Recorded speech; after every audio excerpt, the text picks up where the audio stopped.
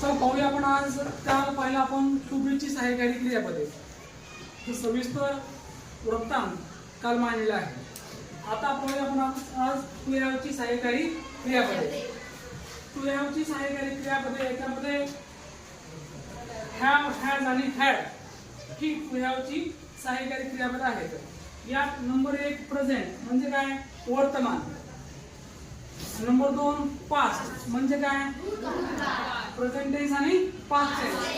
वर्तमान काळ असेल तर हॅव आणि हॅड, करता आय किंवा अनेक वचनी असेल तर हॅव, करता एकवचनी असेल तर हॅड. समजलं का?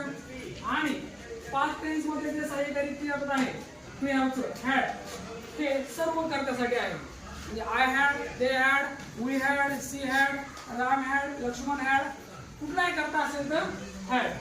पण वाक्यामध्ये हॅव, हॅज आणि हॅड हे मुख्य क्रियापद आणि सहाय्यकारी क्रियापद म्हणून कार्य करतात.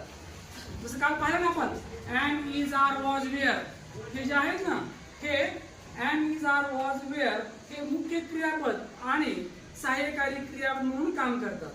तसंच या ठिकाणी हॅव, हॅज आणि हॅड जो आहे हे या ठिकाणी मेन वर्ब म्हणून काम करतात आणि हेल्पिंग वर्ब म्हणून सुद्धा काम करतात. पण या ठिकाणी उदाहरण दिले मी, आय हॅड अ पेन.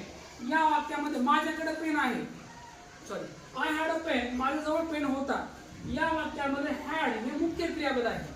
काय ते मुख्य क्रियापद. आणि आय हॅड सङ अ सॉन्ग, सिंग, सॅंग, सङ, सिंग, सॅंग, सङ हे भूतकाळाचं या ठिकाणी हे वाक्य आहे पूर्ण भूतकाळाचं आणि पूर्ण भूतकाळामध्ये क्रियापदाचं थर्ड फॉर्म वापरतात. सिंग, दुसरं रूप सॅंग आणि तिसरं सङ.